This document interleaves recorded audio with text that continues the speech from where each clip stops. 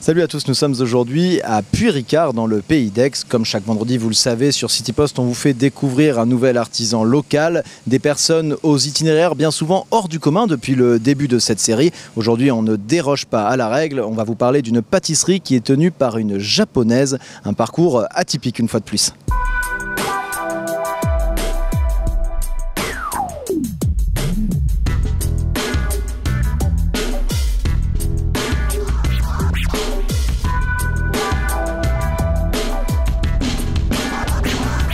Depuis que je suis petite, je ne sais pas, c'est attiré par pâtisserie.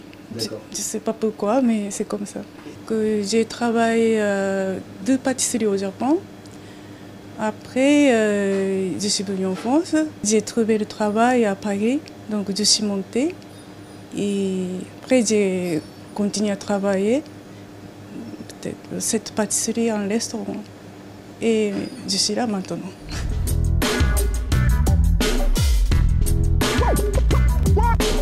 La pâtisserie japonaise et la pâtisserie française, c'est deux choses très différentes. Qu'est-ce que c'est les différences en gros?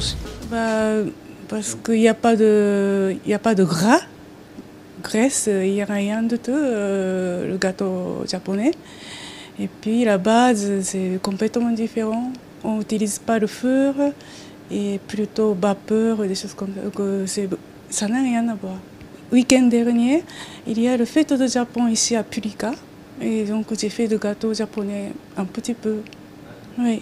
Les gâteaux vrais japonais, c'est attiré vraiment pas japonais. Oui, mais bon, les Français aussi, ils ont tenté. Oui. J'ai fait des décos et ce qu'ils voulaient. Et après, le tour de remercier tout ça, ça me fait grand plaisir. Ouais. Oui. Qu'est-ce qu'ils vous disent les enfants par exemple? C'était très bon, ça me plaît, c'était magnifique, des choses comme ça. Ça fait plaisir? Oui, bien sûr, oui.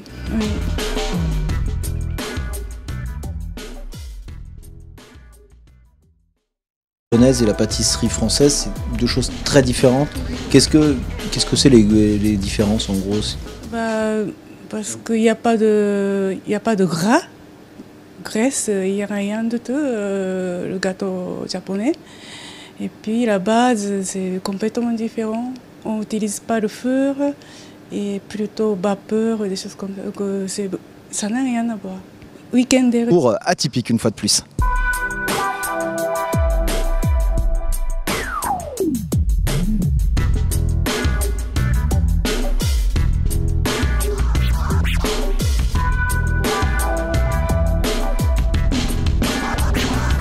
Depuis que je suis petite, je ne sais pas, c'est attiré par pâtisserie. Je ne sais pas pourquoi, mais c'est comme ça. J'ai gagné, il y a le fête du Japon ici à Puyricar. Et donc j'ai fait des gâteaux japonais un petit peu. Oui. Les gâteaux vrais japonais, c'est attiré vraiment pas japonais.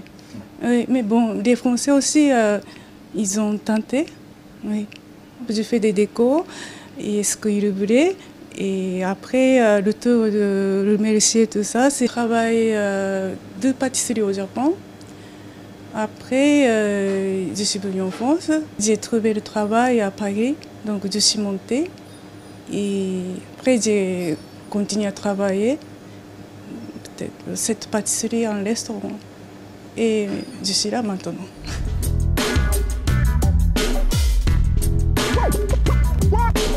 La pâtisserie japonaise.